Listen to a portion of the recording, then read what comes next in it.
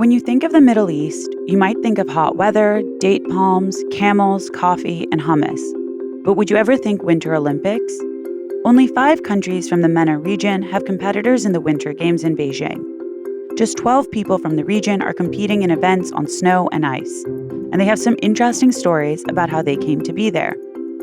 24-year-old Faik Abdi became Saudi Arabia's first ever Winter Olympian, qualifying for the giant slalom event for 2022.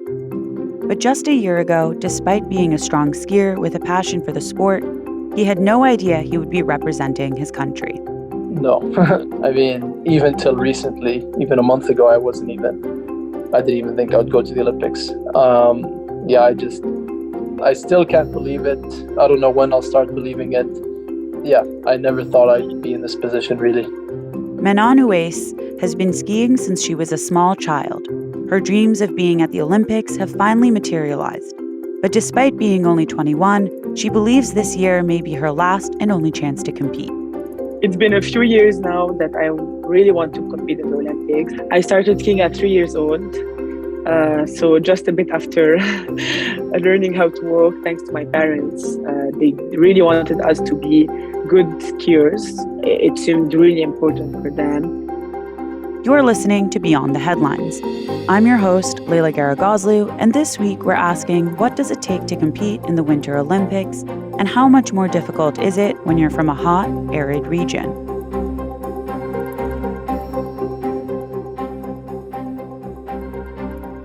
Of course, some parts of the region have snow and famous ski resorts, but overall, the region doesn't cater to alpine sports. Faik Abdi grew up in Saudi Arabia, not a country synonymous with snow. In fact, when snow and hail fall in the Saudi desert, it makes headlines across the world. But Faik's mother introduced him to snow at a young age. So I started skiing when I was 4. My mom taught me how to ski in Lebanon. And living in Saudi, there was nowhere I could ski consistently living in Saudi. So I really relied on getting my skiing time in Lebanon, which we tried to do in the winter. So we tried to spend as much time as possible in the winter. And then as I got older, I started going to Switzerland to a winter camp called Les Alpes. And I loved the sport from a young age. I just didn't have, the accessibility to get to a place to ski living in Saudi until I moved to Utah in 2016. And that's where the skiing really picked up. In 2020, Faik graduated from the University of Utah in Salt Lake City and decided to head back to Saudi. With his passion for skiing, he was determined to find a way to bring the sport to his homeland. His friends told him repeatedly that there was no connection between skiing and Saudi, but Faik was determined to find a way to change that. In 2021, he met a man who gave him the opportunity he was hoping for. That man was Henrik May, a German who had set the world record for the fastest sand skiing in the world. Henrik has a tour company in Namibia that specializes in dune skiing. He is like a pioneer of sand skiing. And I reached out to him and, tried to get to know him and hear his story. And he actually came to Saudi to try to develop sand skiing.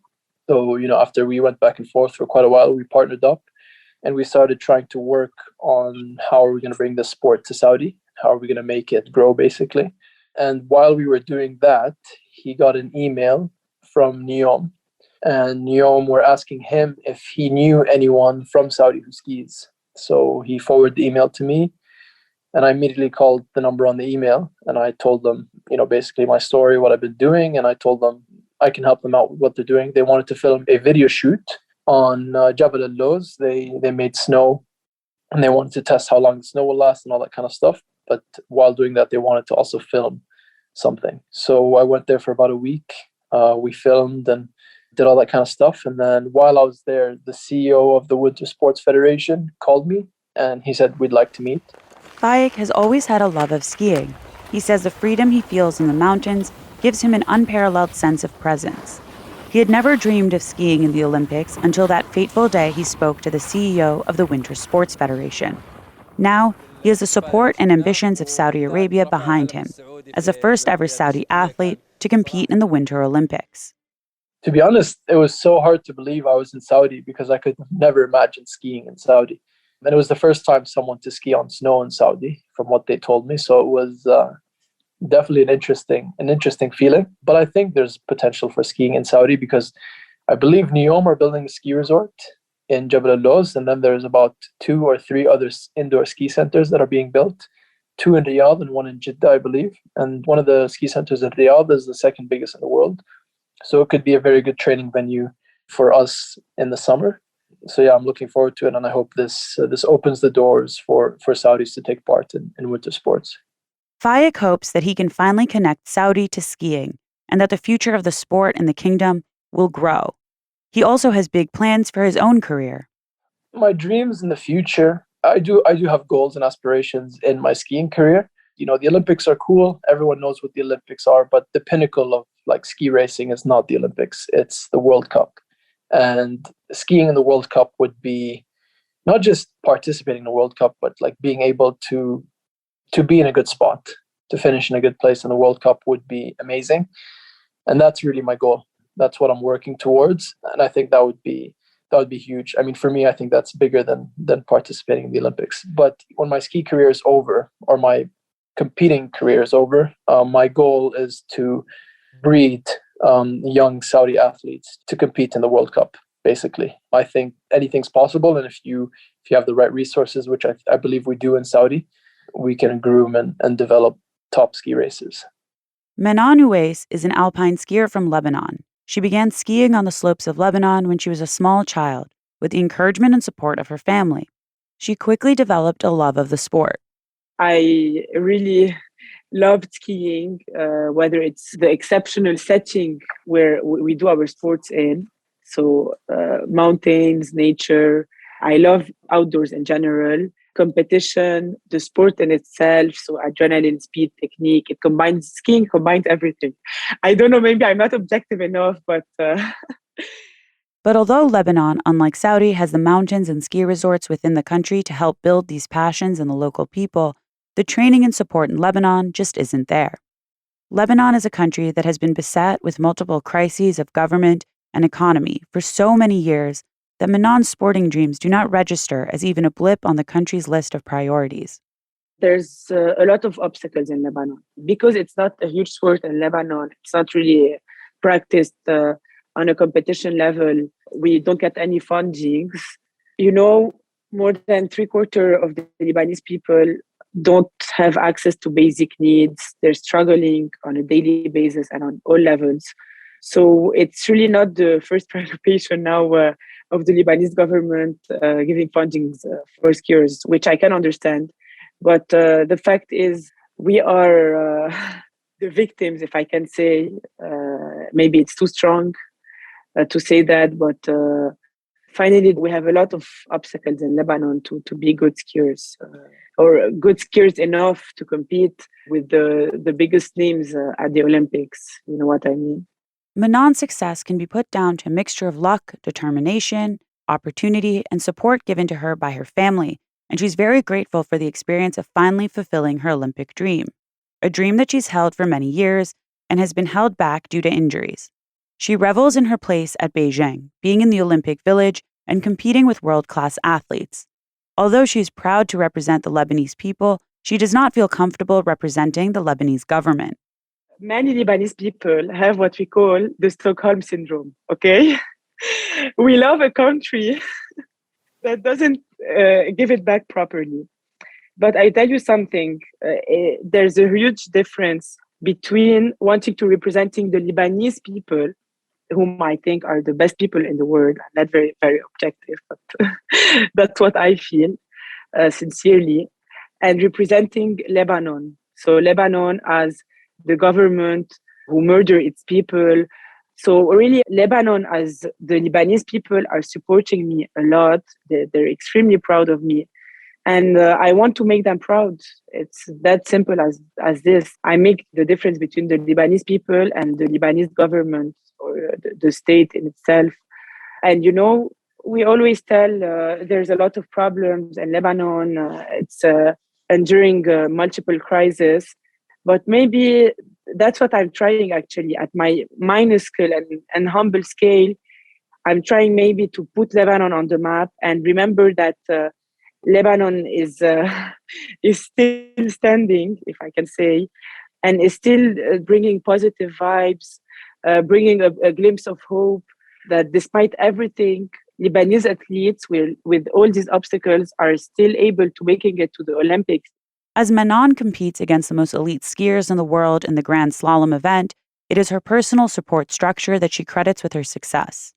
I have an eternal and very deep support from my friends and family, and I'm extremely grateful for them because I couldn't get here without them. So I want to thank them all for the support because, it takes a lot of factors to get to compete at the highest level. It's not only about being in shape physically. The moral support is essential, not only important, it's essential. It's been a week. My mom is not sleeping anymore. She's living the thing with me, even more than me. It's the experience of a lifetime. When you say Olympics, it seems impressive for everyone. Menon's future in skiing is far less certain. It has been a struggle to balance it all. It depends on the support, she says. This is my existential question of the moment. I have no idea. I wouldn't ask myself this question if I had support, if I had fundings. But it's so exhausting for me, for my family. It's a lot of sacrifices. I don't know if all these sacrifices are worth the experiences I'm living now, and I get to live in a few years, because I'm living now the Olympics. That's crazy. I'm so happy, but I have no idea. Actually, it's under negotiation with me and myself. So I really wish to continue, but it depends on how much I will be supported, actually, really. Back in Beirut, in an apartment above her father's art gallery, Menon's family sit and watch her race.